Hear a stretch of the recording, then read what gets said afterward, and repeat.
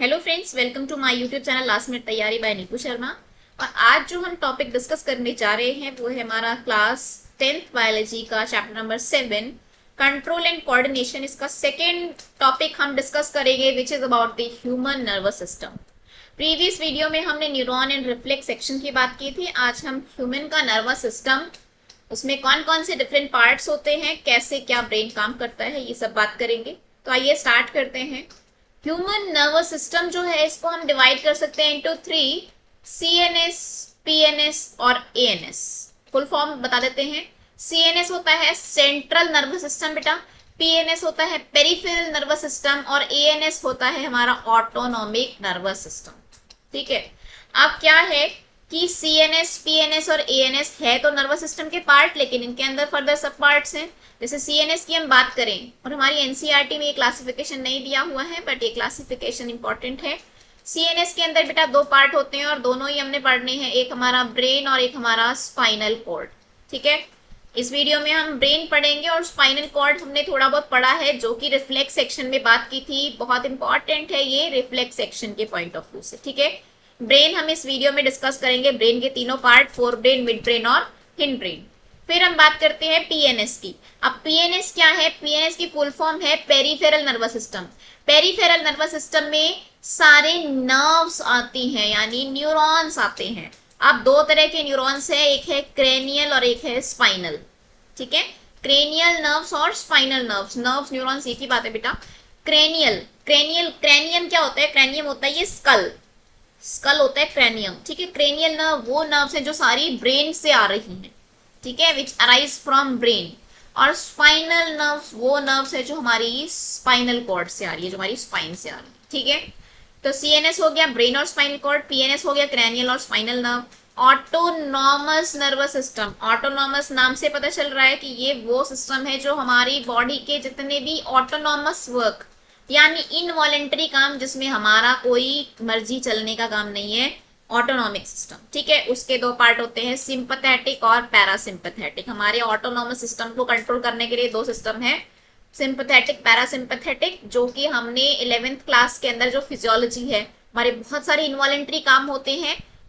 कोई जो होता है इंक्रीज करना, for example heart rate increase करना, ब्लड प्रेशर इंक्रीज करना या इनको डिक्रीज करना, ये सब जो है कौन कंट्रोल करेगा? हमारा नर्वस सिस्टम। और वो कौन सा वाला पार्ट होगा? हमारा ऑटोनॉमिक नर्वस सिस्टम। ये ऑटोनॉमस काम करता है। ठीक है।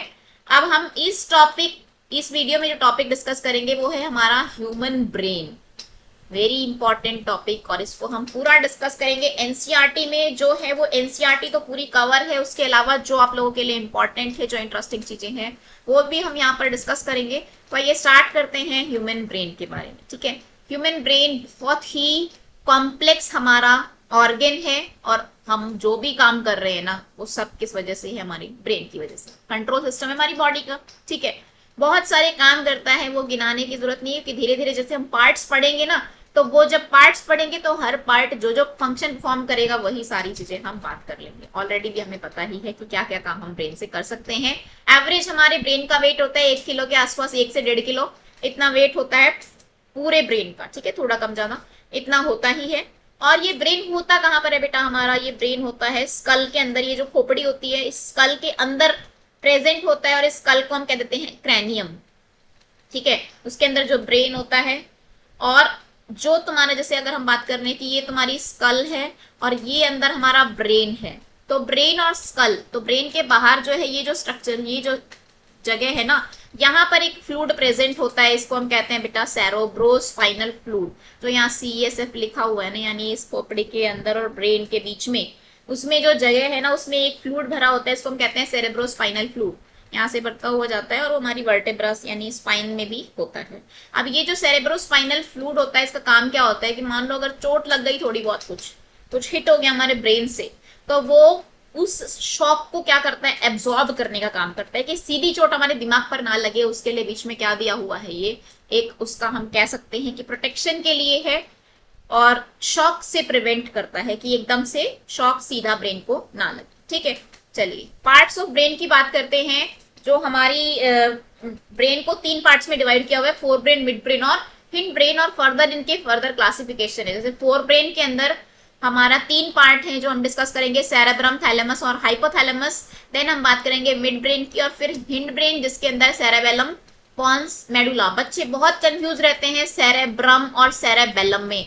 एक पार्ट है फोर ब्रेन का, सेरेब्रम, ठीक है, जो छोटा है, छोटा मीन्स अगर स्पेलिंग की बात करें, और सेरेबेलम जो जिसकी स्पेलिंग तो थोड़ी बड़ी है लेकिन एक डिजिट, ठीक है, एक लेटर, लेकिन वैसे जो है ये छोटा है। सबसे बड़ा अपने ब्रेन का जो पोर्शन है वो फोर ब्रेन ही है, और फोर ब्रेन में भी सबसे बड़ा जो है हमारा वो क्या है, सेरेब्रम, यानी पूरे ब्रेन का सबसे बड़ा जो पार्ट है वो क्या है, सेरेब्रम, ठीक है।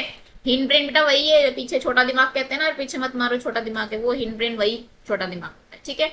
चलिए बात करते हैं एक एक चीजों की, किसका क्या काम है। ये अपने ब्रेन का डायग्राम दिया हुआ है विद प्रॉपर लेबलिंग। मैं एक वीडियो नेक्स्ट डालूंगी जिसमें मैं ये बताऊंगी कि ब्रेन को कैसे ड्रॉ किया जाता है, क्योंकि ब्रेन ड्रॉ करना भी आता है और तभी आप लोग एक्सप्लेन कर पाएंगे, और कैसे इसको कितना इजीली हम बना सकते हैं वो भी हम एक वीडियो में डिस्कस करेंगे। इजीली बन जाएगा, कुछ टफ नहीं, ठीक है।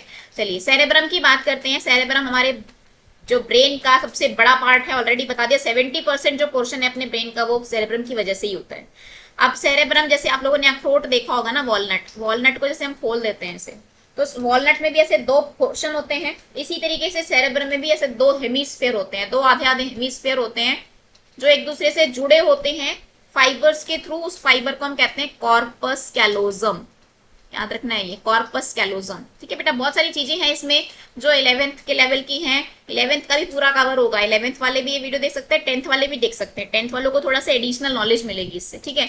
अब ये जो यहाँ पर ये जो दिया हुआ है ना, ये मरून कलर का, this one is corpus callosum, ये एक साइड से दिया हुआ है, दोनों को जोड़ा गया है, दोनों हेमिस्फेयर को, अखरोट को जोड़ते हैं ना, वो बीच में एक जैसा होता है, वो कॉर्पस कैलोजम मान लो, ठीक है। अब जो है अगर हम ब्रेन की बात करें, इसमें जो सेरेब्रम है, सेरेब्रम जो है, अगर ये पूरा सेरेब्रम है तो इसका जो बाहर वाला हिस्सा है ये हो जाती है हमारी आउटर मोस्ट, जो एक्सटीरियर पोर्शन होता है ना, इसको हम कह देते हैं सेरेब्रल कॉर्टेक्स, कॉर्टेक्स, ठीक है। दिखा देती हूँ मैं, डायग्राम में दिखाती हूँ कहाँ है कॉर्टेक्स। ये सेरेब्रल कॉर्टेक्स है बेटा, बाहर बाहर वाला जो है, ठीक है, ये सेरेब्रल कॉर्टेक्स है, ये पूरी फोर ब्रेन में सेरेब्रम है और ये सेरेब्रल कॉर्टेक्स है, ठीक है। अब सेरेब्रल कॉर्टेक्स के बारे में क्या बताने वाली हूँ मैं, कि ये जो तुमने देखा इसके अंदर ना बहुत सारी फोल्डिंग्स हैं, फोल्डिंग्स है, कहीं भी तुम्हारे बायो में अगर फोल्डिंग्स आती है ना, चाहे विलाई में हो चाहे एल्विलाई में हो, कहीं भी फोल्डिंग्स जहां पर भी है ना, काम क्या होता है, to increase the surface area, ठीक है। जहां भी आप लोग फोल्डिंग्स देखोगे क्वेश्चन आ जाता है कि विलाई में फोल्डिंग्स क्यों है, या एल्विलाई में ऐसा डिजिग्नेशन क्यों है, ऐसा डिजाइन क्यों है, तो उसका जो है वो जवाब यही होगा, to increase the surface area. अब जो पर्टिकुलर काम कर रहा है वो वही उसका जो है, मतलब सरफेस एरिया बढ़ेगा तो वो काम भी बढ़ जाएगा। तो इस तरीके से यहाँ पर भी क्या है, सरफेस एरिया ज्यादा है। अभी इस सरफेस एरिया में यहाँ दो पोर्शन है, गायरी होता है, एक सेल का है बेटा। ये दोनों चीजें ना तो 10th में ना 11th में, बट जान लेते हैं। गायरी क्या होता है, मान लो जैसे ये तुम देख रहे हो ना बुक में, ये फोल्डिंग्स दिख रही हैं, तो एक तो ये कहीं से उभरी हुई है ना, उभरी हुई है, और एक जहां से ये अंदर से ऐसे ग्रूव जैसा, कैविटी जैसा है। तो ये दो चीज हो गई, एक हो गई गायरी और एक हो गई सल्काई। ये गायरी होती है फोल्ड्स या बम्प, जहां बम्प आ गया, और सल्काई हो गई ग्रूव्स, कॉर्टेक्स का ही पार्ट है, ठीक है। तो ये वेरियन सल्काई। अब ये मैंने कुछ बता दिया है कि ब्रेन के अंदर क्या क्या है, ये सारी चीजें करता है हमारा फोर ब्रेन। मूवमेंट भी कंट्रोल कर लेता है, थिंकिंग भी, इमोशन भी, प्रॉब्लम सॉल्विंग भी, लर्निंग भी, ये सारी चीजें कंट्रोल कर लेता है, ठीक है।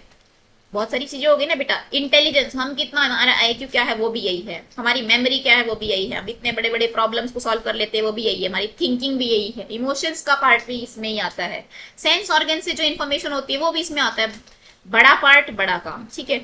अब सेरेब्रल कॉर्टेक्स के अंदर 4 लोब होते हैं। अगेन ये हमारी एनसीईआरटी में नहीं दिया हुआ, इंपॉर्टेंट है, लेकिन फ्रंटल लोब, पैराइटल लोब, जब हम पढ़ रहे हैं तो थोड़ा अच्छे से डिटेल में ही पढ़ ले। Frontal lobe, parietal lobe, occipital lobe, temporal, cortex का ही पार्ट है ये। चारों को अलग अलग कलर से दिखाया हुआ, आगे है इसलिए frontal, then parietal, then occipital, then temporal. काम देख लेते हैं, काम वही है, सेंस ऑर्गन से रिलेटेड है मोस्टली काम। फ्रंटल का काम तो बेटा क्या होता है, एक तो लैंग्वेज का काम है फ्रंटल का, ठीक है। दूसरा हमारा मेमोरी से रिलेटेड जितना दिमाग वाले काम होते हैं, दिमाग कॉग्निशन जिसमें लगता है, कॉग्निटिव फंक्शन, हमारी मेमोरी, ठीक है, हमारा लैंग्वेज, ये सारा क्या होता है, फ्रंटल का काम होता है। देन हमारा टेम्पोरल, टेम्पोरल ना कान से रिलेटेड है, ये टेम्पोरल यहाँ पर है नीचे। टेम्पोरल यानी ये कान से रिलेटेड, यानी ऑडियो वाला जो भी स्टिमुलस है, जो भी परसीव करने की चीजें हैं वो है। और इसके अंदर ना एक इंपॉर्टेंट एरिया है, वर्निक्स एरिया होता है और ब्रोका एरिया होता है। एक वर्निक्स होता है और एक ब्रोका, BROCA, ठीक है, ये दोनों एरिया होते हैं टेम्पोरल लोब के अंदर, जिनका काम क्या होता है, ये तो जो है इंफॉर्मेशन, जो भी लैंग्वेज है हमारी, लैंग्वेज से रिलेटेड है दोनों, एक वर्निक्स है और एक ब्रोका है। ठीक है, ये तो इंफॉर्मेशन को क्या करता है, मतलब रिसीव करता है, और ये जो है लैंग्वेज को, सॉरी, और ये वर्निक्स जो है वो उसको समझता है। ठीक है, ये बनाता है और ये समझता है। तो लैंग्वेज से रिलेटेड दोनों पार्ट है, बहुत इंपॉर्टेंट, ऐसे याद करने की उतना वो नहीं है, पर पता होना चाहिए टेम्पोरल में कान सुनने के अलावा अलावा हमारा लैंग्वेज को भी कंट्रोल करता है। ठीक है, नेक्स्ट आ जाता है हमारा पैराइटल। पैराइटल में क्या होता है, टच से रिलेटेड यानी स्किन वाला जो काम है वो है, और ऑक्सीपिटल में बेटा ये देखने वाला यानी विजुअल। तो चारों बता दिए, कोई स्ट्रेस नहीं। फ्रंटल सारा इंटेलिजेंस वाला काम है, रिकॉग्निशन वाला, मेमोरी वाला। टेम्पोरल सुनने से रिलेटेड और लैंग्वेज है। पैराइटल है हमारा टच से रिलेटेड, स्किन के वाले जो काम होते हैं टच वाले। और ऑक्सीपिटल जो है वो हमारा देखने से रिलेटेड, स्टिमुलस से रिलेटेड है। ठीक है, इसके अलावा अगर हम कॉर्टेक्स की बात करें ना, तो बेटा जो बाहर बाहर वाला जो एरिया है ना वो थोड़ा डार्क दिख रहा होता है, तो थोड़ा पिंक डार्किश होता है, और अंदर सा कॉर्टेक्स कैसे काट लेना, तो जो बाहर बाहर की बाउंड्री है उसमें बाहर बाहर थोड़ा सा ज्यादा कलर होता है और अंदर थोड़ा सा व्हाइट होता है। तो ये दो चीजें होती हैं। कई बार हम पढ़ते हैं कोई आर्टिकल और दिख जाता है ब्रेन में, फिर हमें पता नहीं होता है क्या चीजें ग्रे मैटर, क्या चीजें व्हाइट मैटर। तो बेटा ये दोनों पोर्शन होते हैं इसके। ठीक है, बाहर वाला थोड़ा सा ग्रे और अंदर वाला व्हाइट। क्यों होता है ऐसा, अब हम न्यूरॉन पढ़ के आ चुके हैं। न्यूरॉन हम पढ़ के आ चुके हैं, हमें पता है न्यूरॉन के पार्ट्स होते हैं। एक होता है डेंड्राइट्स होता है, फिर सेल बॉडी होती है, फिर तुम्हारा एक्सॉन होता है, फिर उसके बाद टर्मिनल होता है। ठीक है, यही होता है ना। अब जो व्हाइट मैटर है ना बेटा, वो याद रखना है वो किसका है, एक्सॉन का बना। व्हाइट मैटर जो है वो किसका बना हुआ है, सारे एक्सॉन। एक्सॉन यहाँ पर मतलब इकट्ठे हैं, व्हाइट मैटर में सारे एक्सॉन है, एक्सॉन। ठीक है, और जो ग्रे मैटर है ना, इसमें सेल बॉडी है और एक्सॉन के टर्मिनल है और डेंड्राइट है और साइनेप्स है। मतलब सारी चीजें ना ग्रे मैटर में है, सिर्फ व्हाइट मैटर में क्या है, एक्सॉन है। बता दिया ये चीज। चलिए आगे बात करते हैं सेरेब्रम के अंदर। ये एनसीईआरटी में दिया हुआ है तुम्हारे 10th क्लास की एनसीईआरटी में, कि सेरेब्रम के अंदर सेंसरी एरिया होते हैं जो इन्फॉर्मेशन रिसीव करते हैं, मोटर एरिया होते हैं जो काम करवाते हैं, हमारी वॉलेंट्री काम करवाते हैं जो हम कर सकते हैं, और साथ साथ इनको जोड़ने का, इंफॉर्मेशन कोई आ रही है सेंसरी से देकर मोटर तक, यानी दोनों को जो है इंटरलेट करना, इंटीग्रेट करना, वो कनेक्शन बनाना, वो एसोसिएशन एरिया। तो ये अलग अलग एरिया होते हैं, सेंसरी एरिया, एसोसिएशन एरिया और मोटर एरिया। ये हो गया सेरेब्रम के अंदर। और लास्ट में इंटेलिजेंस, हमारी थिंकिंग, कॉन्शियसनेस, मेमोरी। बेटा इतना सारा काम है फॉर ब्रेन के सेरेब्रम के पास अकेला। ठीक है, कितना सारा काम हमने डिस्कस कर लिया। ठीक है, ये सारा है। चलिए अब हमने शुरुआत में जब फ्लो चार्ट देखा था तो फोर ब्रेन के 3 पार्ट थे ना, सेरेब्रम था, थैलेमस था और हाइपोथैलेमस। तो चलिए थैलेमस और हाइपोथैलेमस की बात और कर लेते हैं। अब जो थैलेमस है, थैलेमस जो छोटा सा स्ट्रक्चर है, ब्रेन स्टेम सेल्स होती हैं। ब्रेन स्टेम क्या होता है, ब्रेन स्टेम की कुछ पार्ट होता है जो ब्रेन स्टेम बनाता है, जिसमें तुम्हारा मिड ब्रेन आ जाता है। ठीक है, और हिंड ब्रेन के पॉन्स और मेडुला, वो भी बात करूंगी मैं बाद में। चलिए थैलेमस क्या है, थैलेमस का काम देख लेते हैं। ये हमारी सेंसरी इन्फॉर्मेशन से, बेटा एक काम को कई कई ऑर्गन भी करते हैं, तो हमारी सेंसरी इन्फॉर्मेशन से जो इन्फॉर्मेशन, सेंसरी जो भी न्यूरॉन्स के थ्रू जो इन्फॉर्मेशन आ रही है सेंस ऑर्गन से, उसको लेकर उसको ट्रांसमिट करना और मूवमेंट करवाना और कोऑर्डिनेट भी करना, ये सारा काम। ठीक है, तो ये हमारा किसका काम होता है, थैलेमस का। कहाँ बनाया हुआ है थैलेमस, इसमें दिखाया नहीं है हमारी इसमें, बट जहां तुम्हारा हाइपोथैलेमस होता है यहीं पर ही प्रेजेंट होता है। अब आते हैं हाइपोथैलेमस। हाइपोथैलेमस छोटा सा है पर बहुत इंपॉर्टेंट है, बहुत इंपॉर्टेंट है। जब हम पढ़ेंगे 11th क्लास में हमारा एंडोक्राइन सिस्टम, तो हम पढ़ेंगे वहां पर कि पिट्यूटरी ग्लैंड है ना जो बेटा, मास्टर ग्लैंड हमारी ब्रेन के अंदर होती है, मास्टर ग्लैंड। जितने हॉर्मोन्स बाकी ग्लैंड काम करेंगी सबको कंट्रोल करने का काम किसका होता है, पिट्यूटरी ग्लैंड का। मैं दिखा देती हूँ कहाँ पर है, इसमें अपनी बुक में डायग्राम में बना रखी है। देखो ये रही ये छोटी सी ये पिट्यूटरी ग्लैंड है। ठीक है, मास्टर ग्लैंड कहते हैं इसको। बाकी सब ग्लैंड का बाप होती है, मीन्स क्या करती है, कंट्रोल करती है। तो ये पिट्यूटरी ग्लैंड को भी काम कब करना है और कब नहीं करना है ना, वो कौन बताता है, वो बताता है कौन, हमारा हाइपोथैलेमस। तो मतलब ये तो और भी इंपॉर्टेंट हो गया ना एंडोक्राइन सिस्टम से रिलेटेड में। ठीक है, थैलेमस के नीचे होता है, हाइपोथैलेमस होता है, और उसके नीचे सॉरी थैलेमस होता है, उसके नीचे हाइपोथैलेमस होता है।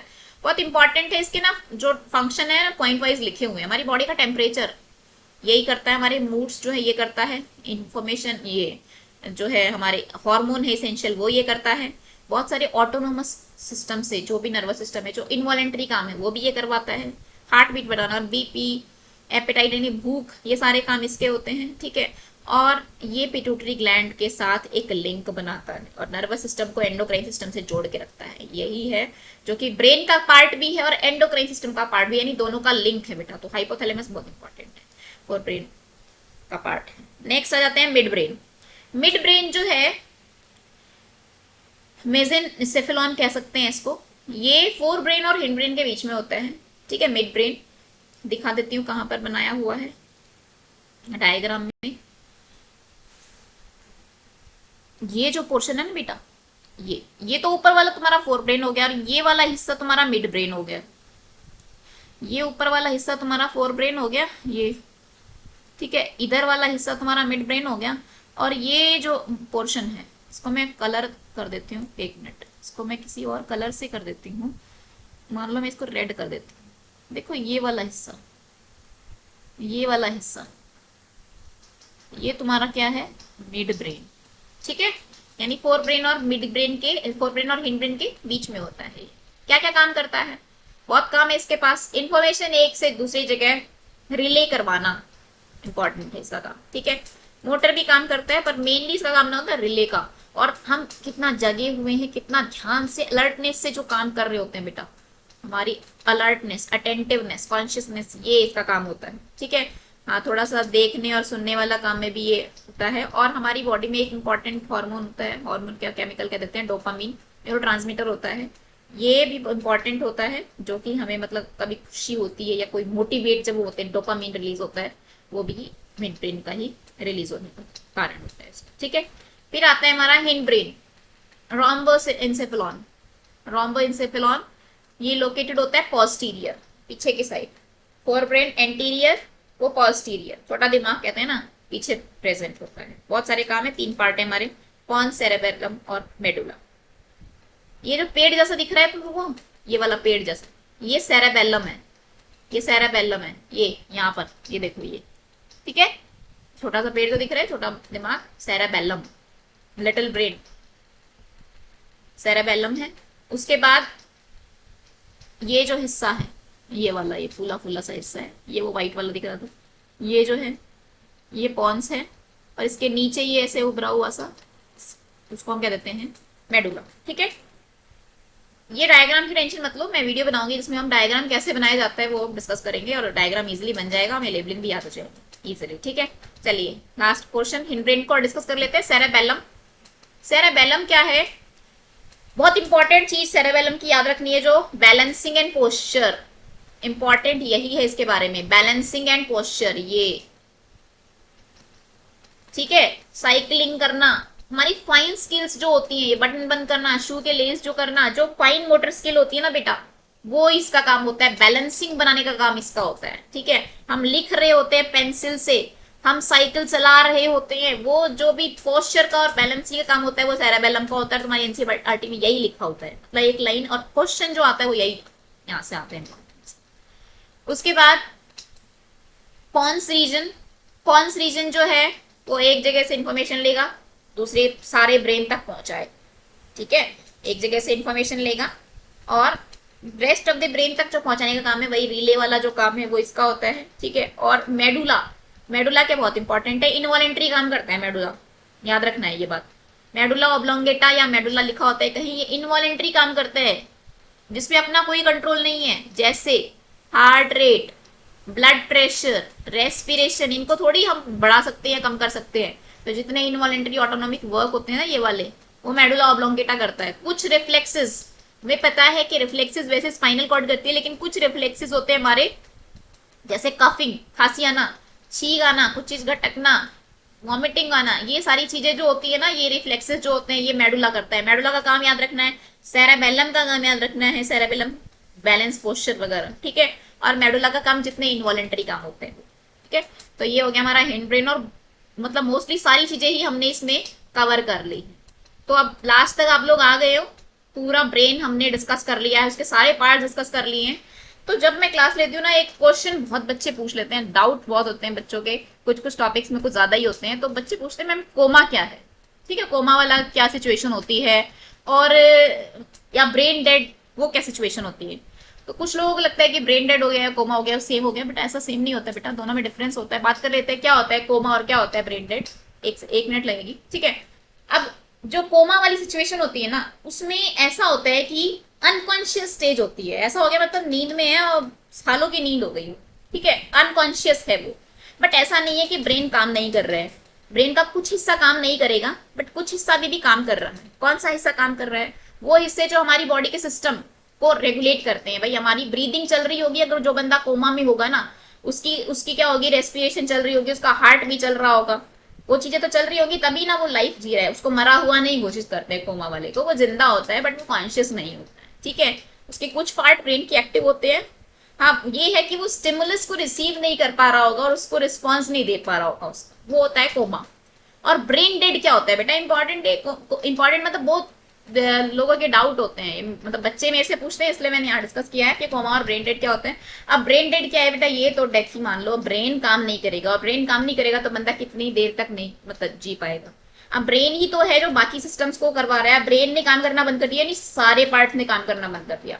अब सारे पार्ट्स ने काम करना बंद कर दिया तो वैसे वेंटिलेटर पर कितने भी टाइम जिवा लो, लेकिन वो डेथ ही मानी जाती है, थोड़े टाइम में उसकी डेथ ही हो जाती है, कि फंक्शन जो है अपनी बॉडी के धीरे धीरे धीरे धीरे वो खत्म ही हो जाएंगे और ब्रेन डेड अल्टीमेटली डेथ ही हो जाती है। बट कोमा वाला बंदा सालों साल होता है, कोमा में रिकवरी होती है, हो सकती है, ठीक है, होती है, ये जरूरी नहीं है, हो सकता है तो वो ऐसा ही रहे कितने सालों तक भी ऐसे ही डेथ हो जाए उसकी। पर कोमा वाले बंदे के चांसेस होते हैं कि वो रिकवरी में आ जाए, कॉन्शियस हो जाए वो अनकॉन्शियस, ठीक है। लेकिन ब्रेन डेड जो पर्सन है वो क्या होगा, उसके तो वो इरिवर्सिबल कंडीशन है, वो डेथ हो जाए। तो ये थोड़ा सा एक लग रहा था मुझे कि ये बता देती हूँ बात, ये थोड़ा सा एक्स्ट्रा बोनस इन्फॉर्मेशन है आप लोगों के लिए। तो ये बेटा हमने ब्रेन के बारे में सब डिस्कस कर लिया है। होपफुली आपको टॉपिक समझ आ गया होगा, नोट्स भी प्रॉपर दिए हुए, टॉपिक समझ आ गया होगा, वीडियो आपको समझ आ गई है तो इसको लाइक कीजिए, शेयर कीजिए, चैनल को सब्सक्राइब कीजिए, और जो भी हमारी नेक्स्ट वीडियो आ रही है उनका फायदा उठाइए। Thank you so much.